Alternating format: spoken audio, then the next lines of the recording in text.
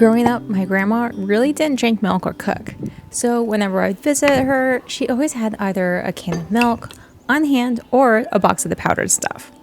Grandma was a milk enabler, and the memory of watered up milk for my cereals is ingrained on my soul. So when I tell you this isn't anything like store-bought condensed or evaporated milk, I mean it's leaps and bounds better. Plus, it's really simple to do. Hello shepherds, welcome back. And if you're new here, hello. This is where we talk all things sheepy. My name's Megan, and I'm going to walk you through both sweetened condensed milk as well as the more evaporated milk style. And then we're going to turn that into a refreshing drink to enjoy on those hot days. First off, you may be wondering, what is the deal with evaporated milk, sweetened condensed milk, and condensed milk? And this is a pretty common question, and it's really easy to mix up. A lot of folks use the words interchangeably too. So in today's video, we're making both evaporated milk and sweetened condensed milk. Some folks use the word condensed milk for the sweet stuff, and others use that term for the unsweetened milky goods. In this video, I'm referring to milk that is reduced down to half or more with no added sweeteners as condensed milk or evaporated milk. And for the milk that we sugared up, as well as concentrated down into that decadent and delightful sludge that we'll call sweetened condensed milk. So about the ingredients. Starting off with our evaporated or condensed milk, I'm using our fresh skimmed sheep's milk. But any milk will do, because this sheep's milk hasn't rested so long to let all that cream rise. There's still some butterfat in there. I really like to grab as much butterfat as possible though for all my other recipes, but if you want to use full fat milk, that works too. And this is a pretty lenient recipe.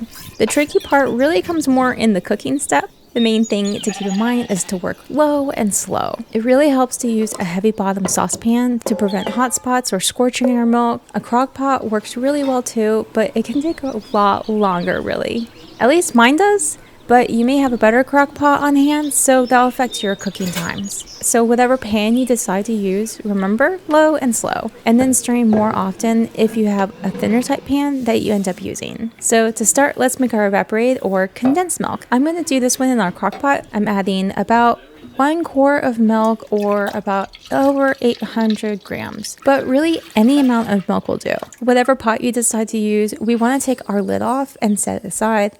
My crock pot does better on our warm setting than the low setting, which tends to overboil the milk. If you're doing this over a stove, we want low heat. We're slowly evaporating out about half the water and leaving a thick concentrated milk behind. I found that if I try to rush the process through reducing the sheep milk by boiling it or even on the low setting of my crock pot, it ends up more like ghee matter, or where the milk solids will separate out from the butterfats. It's still really tasty.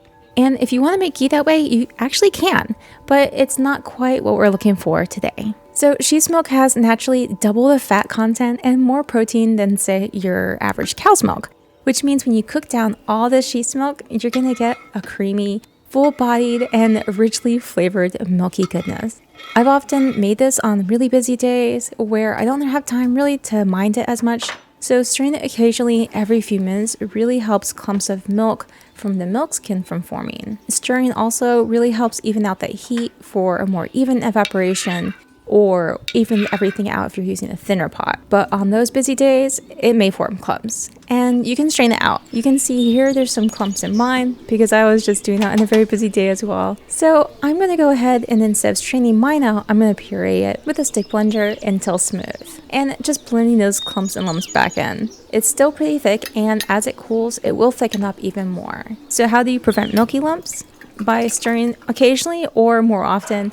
As that milk reduces down and concentrates, it really helps prevent the milk forming the skin, which then helps prevent forming any lumps or uneven evaporation. Okay, so how does this taste?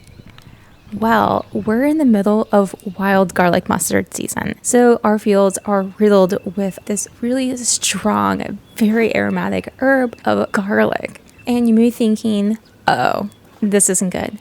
But luckily, due to the way sheep metabolize their food, these strong flavors don't carry through the sheep's milk. Even in concentrated form, our evaporated or condensed milk, it tastes so creamy and milky even, with this really clear taste. I don't even pick up on any grassiness or herbal notes. So on that note, let's take our milk concentrate to our next flavor level, sweetened condensed milk. Okay, so let's up our ante with our sweetened condensed milk. Sheep's milk is already pretty sweet naturally due to all the lactose or milk sugars floating around in the milk. So it's really up to your preference to how much sugar you want to add to the milk. Also, I'm using white granulated sugar for today's video, but I've also used other sugars too, like palm sugar, and I find it adds a really fun and flavorful touch, and really whatever your preference works here, or even combinations. Also, optional, add a dash of salt to your milk. It won't be enough to taste, but it will help balance out that sweetness and bring out more of that flavor to the forefront. And just like with our evaporated or condensed milk, we want to reduce our milk down in a heavy pot if available on low heat. I'm using a cast iron skillet and I like to bring it up really slowly to that steamy heat. If you see fisheye bubbles or a light simmering, I like to turn that down right away. I want to check the temp here for you, and it's a shallow pan, so I have to hover the thermometer on the end in the milk. So it's reading somewhere between 145 to 160 degrees Fahrenheit or 62 to 71 degrees Celsius. And this is going to take a couple hours, but it's a very relaxed couple hours. And so as we're checking in on our pot, we want to run our spoon along the bottom of our pot, and this really prevents any of our milk solids from settling to the bottom and burning. And as our sweetened condensed milk reduces down further, you may find that you have to turn your heat down some to prevent it from overboiling or burning our sugars. Okay, so I'm holding off on the vanilla to the last moment for here. And also on the note of flavoring, I've mixed in half vanilla with half almond essence before. It's really delicious that way. And if you want to have fun and add in some herbal infusions or spices, that's super tasty too. As we're cooking it down, it will shift from a white to a more caramelized color, and that's very normal.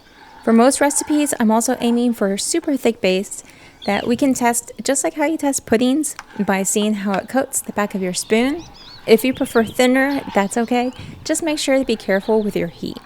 And I wanted to make some pies and cakes later on, so I'm aiming here for a good general purpose sweetened condensed milk base. And once it's thickened to our needs or preferences, we're going to go ahead and add in our vanilla and then stir it in well. Don't forget to sample your work and adjust the strength of your flavors, as well as just enjoy that pop of flavor. To me, sheepy condensed milk has a really milkshake kind of flavor. It's super thick and smooth and silky and creamy, and it's just so tasty. And it makes a really great topping for breads or fried wonton skins too, as it is now. Okay, so now that we have our lovely milky bases, we're going to turn it into a cooling drink that's perfect to sip during the fire season. I learned how to make this at first from a coworker of my partner's during a potluck, and it was so tasty and so simple to make. He's like, you just toss everything together. And I'm like, no, I need amounts. He's like, I don't know. So I did some research and everything and found everyone really has their own take on this classic recipe. So here's my take on a sheepy version of horchata. We're going to need about 1 cup or 200 grams of rice. I'm using long grain rice today, but any rice, short, brown, even sweet rice works really well. Main thing we want to do is soak our rice overnight.